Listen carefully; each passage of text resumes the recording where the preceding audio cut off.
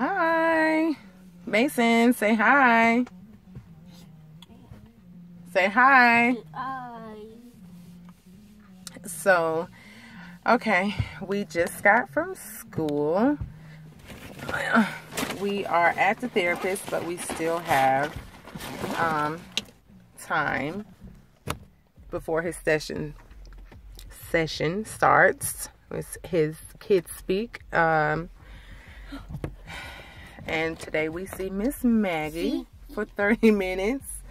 You know what, Miss? Let me check to see what. Did you have a good day today? All muddy. Okay. Oh. Okay. You didn't want to come in from recess today. Is that because you were so busy playing in the mud? I think so. Okay. So today Mason has speech therapy from 4 to 4:30, and he has speech therapy twice a week. He has it on Tuesday and Thursday, and he has occupational therapy twice a week on Monday and Wednesday. But occupational therapy is an hour, and speech therapy is 30 minutes. It's not an easy thing to get a good schedule when it comes to therapy. We actually had to switch therapists for speech because his previous therapist left the company, and then with him starting a new school this year, he had a different schedule than he had last year.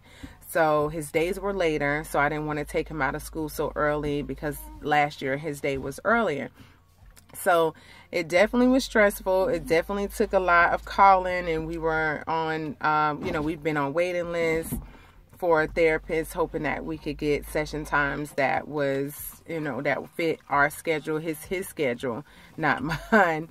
But finally I was able to get a nice schedule for this school year. So we do therapy Monday through Thursday, and he only missed 30 minutes to an hour at most, only on Wednesday. Wednesday is his earliest day, because that's the only time slot we could have for the same therapist twice a week. So he actually has to be there at 2:30. So that's the only day that he gets out where he's missing more than 30 to 45 minutes from the school day.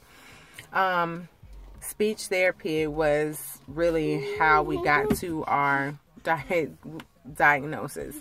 And I'll definitely go back and talk about that time and just, the steps that, some of the things that were going on with him and, what happened.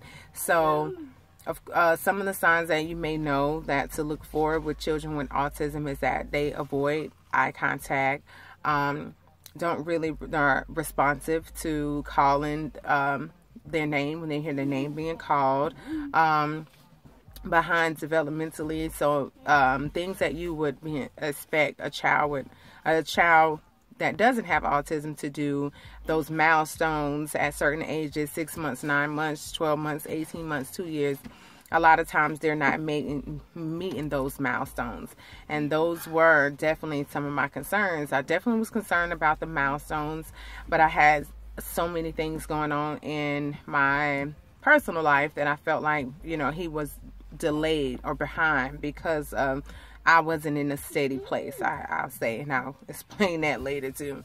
But more importantly, what started the ball is because I thought, well, maybe he can't hear me when I call his name, since he didn't, wasn't responding. So I took him to the doctor and asked for a referral for ear, nose, and throat. So we tested his hearing, and his hearing was great at a young age.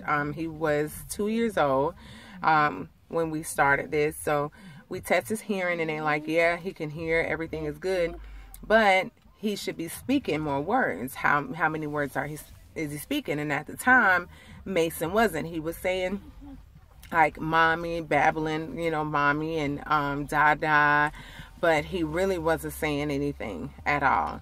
And so that was a red flag, and they suggested that I get a referral to speech therapy. And so that's what happened. Speech therapy, 6 months into speech therapist, we had a wonderful, wonderful, amazing, amazing therapist that came to my home twice a week. So for 6 months, she saw him twice a week.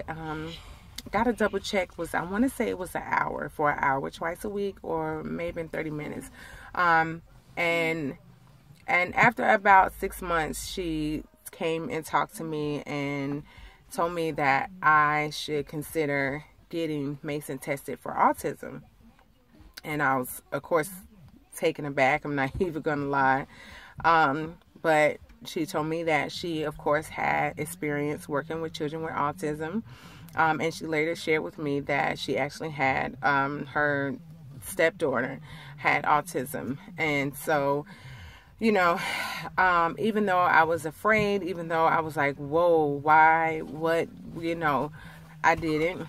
Got it done. He was tested right before his 3rd birthday, and it was confirmed after his 3rd birthday by a neurologist. The test came from a psychiatrist or psychologist. No disrespect to the difference, and that was the initial test, and then it was confirmed after his 3rd birthday by a neurologist that he did in fact have autism.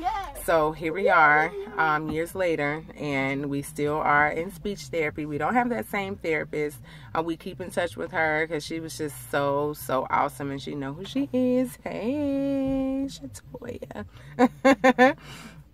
So okay, gonna get, as you can see, Mason came out of the shoes, which, again, somebody had a ball in the mud today, and things like this, you know, we'll get, you know, I'll talk about too also, because, you know, there's reasons why we have incidents like this where, you know, he's muddy, he's learning, you know, what the mud is, and, you know, he's curious about how it feels, and, you know, most children his age already have that sense and awareness about what mud is, and no, we're not going to play in it, it's dirty, it's messy.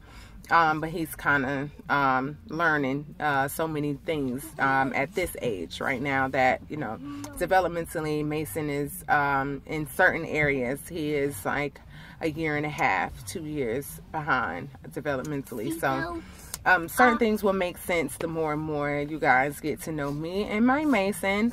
So we're going to jump off because we have to get inside for therapy. Till next time. Just an old autism mom doing what we do. Ain't that right, May? Say bye-bye. Bye-bye. Look, bye-bye. Bye-bye. All right.